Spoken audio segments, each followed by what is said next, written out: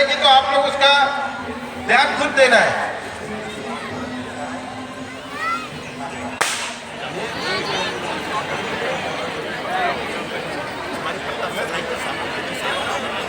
सबसे बड़ी हमारे लिए बहुत बड़ा आने वाले रुके, प्लीज आने वाले रुक जाए, आराम से जाइए। मैं इस सब चीज का ध्यान देते जा रहा हूँ, अगले साल और इसकी सुधार करूंगा मैं। आप लोग आराम से थोड़ा रुकिए, थोड़ा सा रास्ता बनाओ। कार्यकर्ता से भेजी, यहाँ से मुंह मत देखो, आगे आगे रोको, आने वाले को रोको, पहले जाने वाले को जगह। त्योहार में भीड़ ना हो तो मजा किस बात की, ये भी बात है, देखने को तो मिलता है।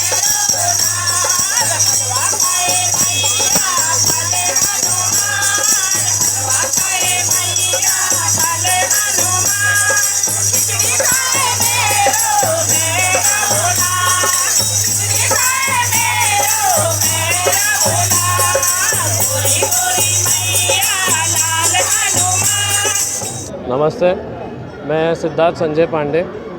आज हम सभी यहाँ पे इकट्ठा हुए हैं छठ मैया की पूजा के लिए। आप देख सकते हैं यहाँ पे कितने तादाद में लोग आए हैं। तकरीबन 10, 12, 15 हज़ार के तादाद में लोग आए हैं। आप देख सकते हैं किसी के भी मन में ना कोई डर है, ना कोई भय है कि जो एक कोरोना का काल था वो अब हमारे सिर से हट चुका है। और मैं हम सब की तरफ से, हम सब थाने वासियों की तरफ से उसके लिए शुक्रिया कहना चाहूँगा हमारे माननीय मुख्यमंत्री जी को, श्री एकनाथ जी शिंदे साहब को। इसका कारण ये है कि एक टाइम था जब हिंदुस्तान में मुंबई, थाने ये एक गढ़ बन चुका था कोरोना का। ना किसी को घर से निकलने का मिला था, ना 3-4 लोग साथ में मिल पा रहे थे, कुछ भी। पर आज ये जो नई सरकार बनी है, इसके वजह से हम सभी थाने वासी, हम सभी मुंबई वासी, महाराष्ट्र के लोग खुशी से सभी त्यौहार मना पा रहे हैं। जैसे कि आपने देखा, गणपति, दिवाली, नवरात्र, दहीहंडी जो भी है, रात को 12-12 बजे तक लोग खुशी से त्यौहार मना रहे हैं, ना कोई डर, ना कोई भय। और इसी के लिए मैं धन्यवाद देना चाहूँगा हमारे मुख्यमंत्री जी को कि उन्होंने यहाँ पे भी इस प्रोग्राम को ओपन लेक पे जो चल रहा है, तो जो हमारे आयोजक हैं सुचन पाठक जी, मनीष झा जी, उनको आदेश दिया कि इतनी सारे तादाद में जब लोग आएंगे तो उनका ख्याल रखा जाए, उनको कोई कमी ना पड़े। जैसे आप यहाँ देखेंगे कि लोग जो हमारी माता बहनें हैं, उन्होंने व्रत रखा हुआ है, तो उनको किसी बात की तकलीफ़ ना हो, कोई कमज़ोरी ना हो। तो हम लोग ने यहाँ पे मेडिकल कैंप रखा हुआ है ताकि उनको कुछ भी आए तो उनका देखभाल रख सके। यहाँ पे जो ये टीएमसी की प्रॉपर्टी है, तो इसको कुछ नुकसान ना हो उसका ख्याल रखा जा रहा है। और आज तो ठीक है, कल जब सुबह प्रातःकाल इधर यहाँ पूजा होगी, उसके बाद जो मेन इसका रहेगा वो साफ़ सफाई का रहेगा, क्योंकि बाद में तो सब भूल जाते हैं क्या करना है। तो यहाँ के जो आयोजक हैं, मैं उनको धन्यवाद देना चाहूँगा, पाठक जी को और मनीष झा जी को, कि वो इसका अच्छे से देखभाल करें। इतने लोग आने के बावजूद ना यहाँ कोई हड़बड़ी मची है, ना कुछ है, एकदम अच्छे से किया जा रहा है। यहाँ के जो स्थानिक आमदार हैं श्री प्रताप सरनाइक साहब, हमारे जिला प्रमुख श्री नरेश मस्के साहब, यहाँ के स्थानिक नगर सेविका श्री परिशा सरनाइक ताई, और मेरे पिताजी संजय पांडे जी, और हम सभी कार्यकर्ता का यही यहाँ पे योगदान है कि हम जितना हो सके यहाँ पे लोगों के बीच में उनकी मदद करें, उनकी सहायता करें। Thank you. जय छठी मैया की। जैसा सर देखा जाता है, कहा जाता है कि ये महाराष्ट्र सरकार जो शिंदे सरकार है, आम जनता की सरकार है। और जैसे कि उत्तर प्रदेश, बिहार में छठ को बड़ी धूमधाम से मनाया जाता है, और वहाँ पे उस सरकार द्वारा वहाँ पर छठ व्रतियों को काफ़ी सुविधाएं दी जाती है। तो क्या यहाँ पर भी कहीं महाराष्ट्र की शिंदे सरकार द्वारा यहाँ पर भी छठ व्रतियों के लिए कुछ ऐसी व्यवस्था की गई है? जैसा कि मैंने कहा कि उन्हीं के आदेशों अनुसार यहाँ पे चीज़ें हो रही हैं। यहाँ पे पाठक जी खड़े हैं, आप उनसे भी सवाल जवाब कुछ भी कर सकते हैं कि क्या क्या किया गया। यहाँ पे आप देख सकते हैं, एक टाइम था यहाँ पे लोग जैसे भी कैसे कुछ भी वो जो बेदी रहती है वो लगा देते थे, पर यहाँ पे अभी उस पर भी रिस्ट्रिक्शन लगाया है कि इतनी सी जगह है तो उसमें सभी को उसका आनंद आए, तो गिनी चुने ही उसके रखा है। नहीं बोल के फिर भी 700 से 800 का हम लोगों ने उसका रिस्ट्रिक्शन रखा कि उतना ही होना चाहिए। तो ये सब ऊपर से ही आदेश हैं। उसके अलावा जो मैंने मेडिकल कैंप के बारे में बोला, तो ये भी उसी के लिए है। आप पिछले साल आते, उसके पिछले साल आते तो यहाँ पे इतनी व्यवस्था नहीं की गई। ये जो नई सरकार है, ये उसी के वजह से यहाँ पे आप जो ये प्रबंध देख रहे हैं। और सिर्फ यही नहीं, आप यहाँ पे चारों बाजू देखिए, लाइटिंग लगी हुई है, स्टेज बनाया है, सब ये जो प्रबंध किया है, लोगों के मनोरंजन के लिए भी प्रोग्राम रखा है। तो ये सब हमें जो हिम्मत दी गई है ये नई सरकार और हमारे मुख्यमंत्री जी श्री एकनाथ जी शिंदे साहब के वजह से ही है। धन्यवाद। शुक्रिया।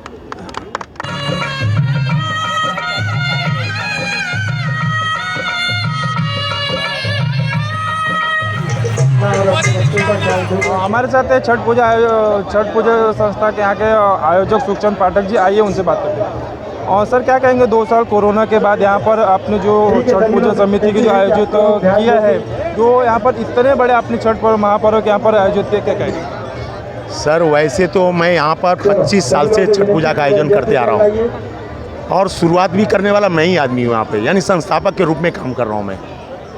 ये जो 2 साल का जो अपने को ये हुआ है कोरोना में, लेकिन सबसे बड़ी बात है कोरोना टाइम में भी हमें यहाँ पे छठ पूजा करने को मिला था, लेकिन उस समय में हमने कोरोना का जो गाइडलाइन था उस गाइडलाइन को ध्यान में रखते हुए, उस समय एकनाथ शिंदे जी मुख्यमंत्री नहीं थे, लेकिन अब तो मुख्यमंत्री हैं, उस समय नहीं भी थे तो भी हमें पुलिस से बोल के, प्रशासन से बोल के हमें छठ पूजा करने की अनुमति दी थी। और ये 2 साल के बाद हमने इस टाइम में बहुत बड़ी हमारी तैयारी थी। यहाँ पे मैं शारदा सिन्हा जी को बुलाने की तैयारी थी, क्योंकि ये जो तालाब है, उपवन तालाब है, ये ठाणे का एक बहुत बड़ा सौंदर्य तालाब है। यहाँ लोग आना चाहते हैं छठ पूजा, भले ही भीड़ कितना भी, आप देख रहे हैं ना काफ़ी टाइम से, भीड़ कितना भी हो जाए आना चाहते हैं। क्यों? क्योंकि ये जो तालाब है अपने आप में ही एक सुंदर है तालाब है। और ये जो छठ पूजा होता है, छठ पूजा तालाब या नदी के किनारे किया जाता है, क्योंकि जो इसमें छठ व्रती है उनको नहाना पड़ता है। और कृत्रिम, अभी इसके ऊपर भी कृत्रिम तालाब है, वहाँ मैं आपके मीडिया के थ्रू मैं आज प्रशासन को बताना चाहता हूँ, वहाँ पर उन्होंने खर्चा किया है कृत्रिम तालाब में।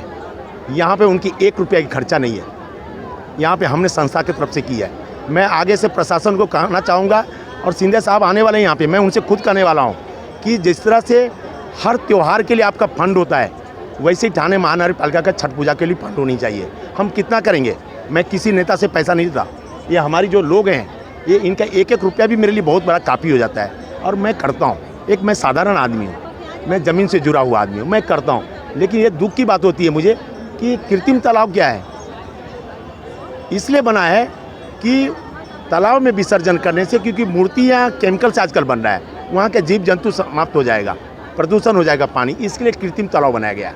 छठ पूजा में कोई विसर्जन नहीं होता है कि कृत्रिम तालाब में किया जाए, यहाँ पे नहाने की प्रक्रिया है। अगर नहाने से कोई प्रदूषण होता है क्या, तो कोई नहाएगा ही नहीं। इसलिए मैं ये कर रहा हूँ कि कोई भी किसी भी तरह की बात ना करें, इस पर अफवाह ना फैलाए, क्योंकि ये जो प्रोग्राम है इसमें कोई विसर्जन नहीं है, किसी भी तरह की कुछ नहीं है, और हम साफ़ सफाई पे ध्यान देते हैं। अभी जैसे देखा जा रहा है सर, अभी जैसे छठ कोरोना खत्म होने के बाद भी कहीं कहीं जगह पर लोग अपने अपने विभाग में कुछ राजनीतिक विषयों को लेकर छोटे छोटे कृत्रिम तालाब बना रहे हैं, और कहीं पे अभी जैसे ऊपर भी और मतलब और भी जगह कहीं कहीं कृत्रिम तालाब बनाने के बावजूद भी आपने यहाँ पर जो इतने छठ पूजा की समिति के द्वारा इतने बड़ी जो यहाँ पर देख सकते हैं, यहाँ पर हम भी देख रहे हैं कि इतनी बड़ी जो भारी भीड़ उमड़ी है, उसको लेकर आप आने वाले लोगों को क्या कहना चाहेंगे, क्या आह्वान करना चाहेंगे?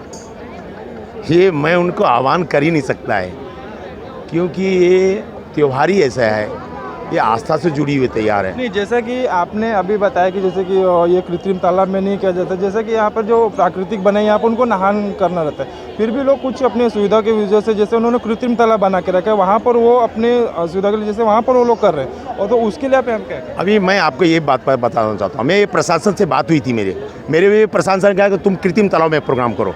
मैंने उनको बोला था कि कृत्रिम तालाब में अभी जाके देखिए आप 20 से 25 वेदी बना हुआ है, यहाँ हजारों की संख्या है, क्योंकि प्रशासन के पास ताकत है कि इतना बड़ा कृत्रिम तालाब बनावे, क्योंकि ये पूजा दिन भर नहीं होती है, डूबते हुए 1 टाइम होता है, सुबह भी और शाम भी, तो 1 टाइम की तैयारी है, हजारों लोगों की संख्या, कहाँ कृत्रिम तालाब हो सकता है? तो ये मुमकिन ही नहीं है। इसलिए मैं प्रशासन से कह रहा हूँ कि आपको जितना सुविधा देना है आप तालाब पर दो, सेफ्टी की सुविधा होती है, जो कि सब गाइडलाइन हमारे संस्था के ऊपर थोपा जाता है कि तालाब में मैं परमिशन तुमको नहीं दूंगा, तुम्हारे मर्जी से जाओ, मरो या डूबो। लेकिन हमारे लोग बहुत इसको ध्यान में रखते हुए खुद अपने आप को सुरक्षा कर रहे हैं, ये आप देख रहे हैं। आप जैसे आपकी समिति द्वारा यहाँ पर आने वाले छठ व्रतियों के लिए क्या क्या सुविधाएं दी गई है? यहाँ पे छठ व्रती के लिए हमें यहाँ कोई ताम झाम नहीं करना पड़ता, हम सिर्फ 1 हफ्ता पहले से यहाँ के जो तालाब के साइड में जो 1 साल से जो गंदगी रहती है ना, हम उसको लेबर लगा के साफ़ करते हैं। ये ओपन पेस है, यहाँ पे शराबी लोग बैठते हैं, वो लोग दारू पी करके बाटल फेंक देते हैं। तो मेरी माँ बहन जो पूजा करने जाएगी, जब पानी में जाएगी, उसके लिए मैं 1 हफ्ता पहले से ही तालाब के अंदर तैराकियों को भेज के डुबकी मार के वो सब कांच का बाटल मैं निकलवाता हूँ। ये मैं स्वतः गवाह हूँ और निकाल के पहला मैं उसको ध्यान देता हूँ। उसके बाद मैंने पहले कहीं अंधेरा रहता था, लोग गिर जाते थे, तो पूरा मैंने उसकी तैयारी किया, हैलोजन तैयारी हुआ।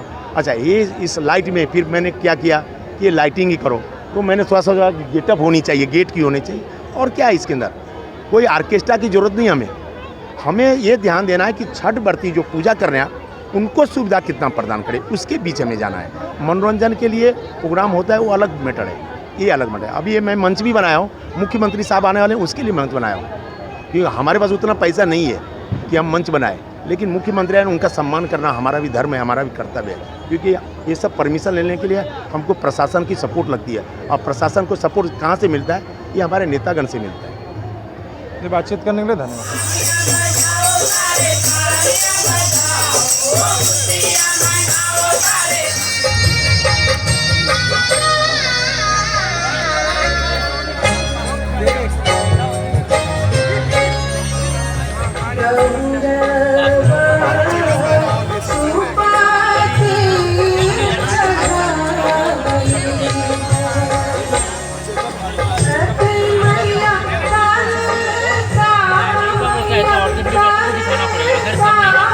उसका एक एक्सरे भी लगेगा, लगेगा ना वापस जाना।